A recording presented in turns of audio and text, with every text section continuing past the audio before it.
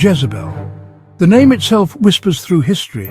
It evokes images of power, of deceit, of a wickedness that chills the very marrow.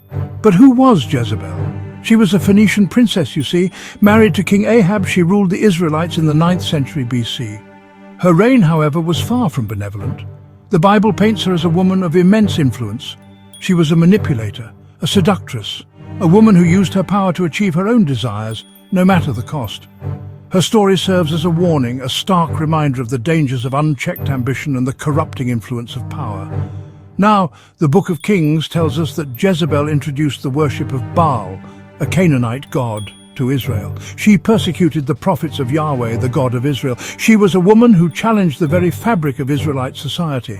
Her actions, deemed blasphemous and tyrannical, ultimately led to her downfall.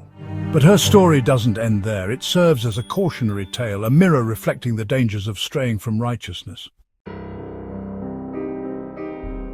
Jezebel's reign was marked by cruelty and a blatant disregard for the laws of God. She used her power to eliminate her enemies. One of the most chilling accounts involves Naboth, a man who owned a vineyard that Ahab desired. When Naboth refused to sell, Jezebel took matters into her own hands. She orchestrated a plan. She had Naboth falsely accused of blasphemy and had him stoned to death. This act of cold-blooded murder shocked the Israelites. It demonstrated the depths of her depravity and the lengths to which she would go to satisfy her desires. Her relentless persecution of the prophets of Yahweh further solidified her image as an enemy of God. She forced many into hiding, determined to silence their voices and crush any opposition to her rule. But the spirit of Yahweh could not be so easily extinguished. Over time, the term Spirit of Jezebel has evolved beyond the biblical figure herself. It has come to represent a specific set of negative traits and behaviors. These include manipulation, control, deceit, and a disregard for authority.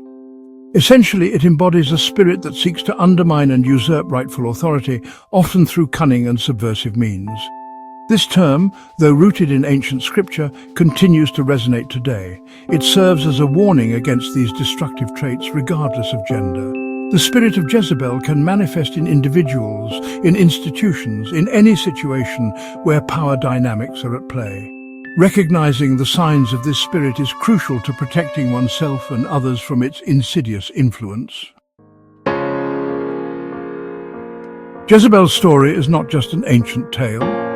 It is a timeless reminder of the dangers of unchecked ambition, the corrupting nature of power, and the importance of adhering to moral and spiritual principles. Though she met a grim end, her story serves as a cautionary tale for generations to come.